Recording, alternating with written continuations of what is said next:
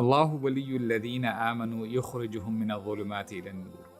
اللہ تعالیٰ ولی ہیں، دوست ہیں ایمان والوں کے، ان کو اندھیروں سے نکال کر نور کی طرف لے کے آتے ہیں، لائٹ کی طرف لے کے آتے ہیں. سورہ غافر آیت نمبر 7 فرشتوں کا کال نقل کیا گیا ہے کہ فرشتے اللہ تعالیٰ سے دعا کرتے ہیں کہ اے اللہ ایمان والوں کو بخش دے، ان کے لیے استغفار کرتے ہیں. فاغفر للذین تابوا واتبعوا سبیلک وقہم عذاب الجحیم. اے اللہ ان کو بخش دے اور ان کو جہنم کی آگ سے بچا لے. اور یہ بھی کہتے ہیں کہ اے اللہ نہ صرف ایمان والوں کو بچا لے بلکہ ومن صلح من آبائہم وازواجہم وذریاتہم، ایمان والوں کو بھی بخش دیں یا اللہ، اور ان کے پیرنٹس کو، ان کے اسپاؤزز کو، ہسبینڈز اینڈ وائفز، اور ان کے بچوں کو بھی بخش دیں. اور فرشتے یہ کہتے ہیں ایمان والوں کو نحن اولیاؤکم فی الحیات الدنیا وفی الآخرہ، کہ ہم تمہارے دوست ہیں اس دنیا میں بھی اور آخرت میں بھی. Let me share a story with you.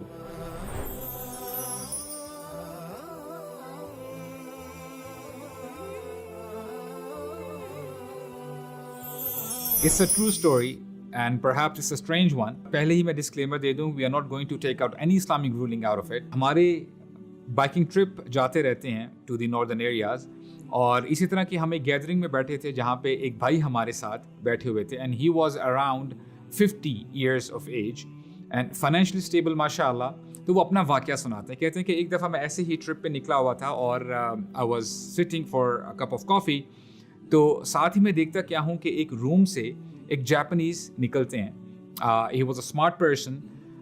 وہ جب ساتھ میں آ کے بیٹھ گئے تھوڑی ہی دیر کے بعد ایک پاکستانی بھی باہر آتا ہے, and he was a healthy person. تو جیسے ہی وہ باہر آیا سیم روم سے, شیطان نے میرے اندر وسوسہ ڈالنا شروع کر دیا کہ کچھ نہ کچھ گڑبڑ ہے. تو آؤٹ آف کیوریوسٹی میں اس کے پاس گیا اور میں نے پوچھا کہ جی آپ کا کیا معاملہ ہے, what are you doing over here. تو جاپنیز نے بتایا کہ I am N I T engineer اور میں مدینہ میں سروسز پرووائڈ کرتا ہوں, اور یہ جو صاحب ہیں بیسکلی ہی از اے کانٹریکٹر, اور انہوں نے ہی مجھے ہائر کیا اور ہم وہاں پہ مدینہ میں ہمارا آنا جانا لگا رہتا ہے. تو کہتے ہیں جیسے ہی انہوں نے مجھے یہ بتایا میرا شیطان تو بھاگ گیا.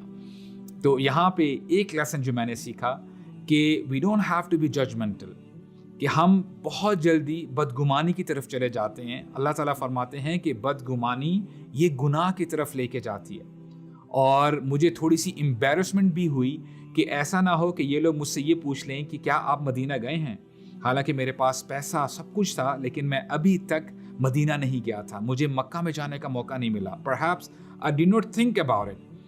تو آخرکار انہوں نے پوچھ ہی لیا کہ آپ مدینہ گئے ہیں, تو مجھے جواب دینا پڑا کہ نہیں میں ابھی تک مدینہ نہیں گیا. تو اس قصے کے بعد میرے اندر احساس پیدا ہوا کہ I have to go to Mecca, I have to go to Medina for performing عمرہ and حج.